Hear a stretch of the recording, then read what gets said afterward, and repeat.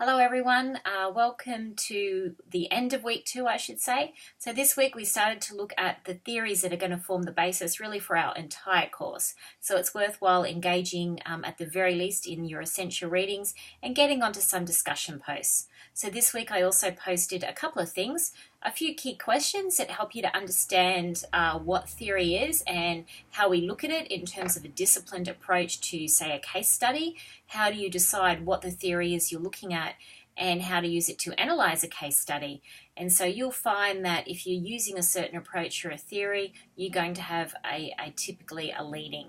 So I also put down an example this week of realism. So I posted an example. I pretended that in terms of traditional security, I was arguing from a realist perspective. I was looking at state actors. I was looking at the idea of pursuing political and national interest, and the idea of geopolitics and positioning being really important. So these are all some really core ideas when it comes to how realism approaches security issues.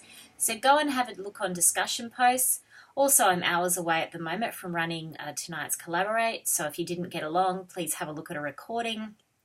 The only other thing I'd say is that as we're coming into next week, moving into week 3, we'll be looking at this idea of critical security theories.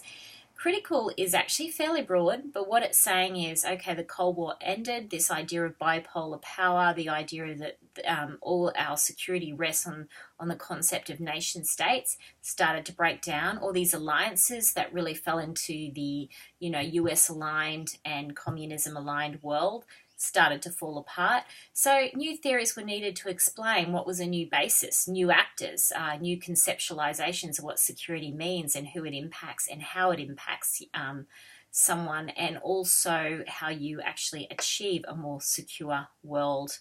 So this is what critical security theory was really about. So, criticizing basically realism as the one foundation.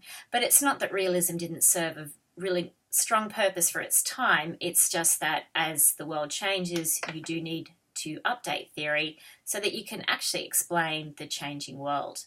So hopefully this will help you demystify this whole concept of theory that we do use a lot. And please do look at those questions I posted in week 2.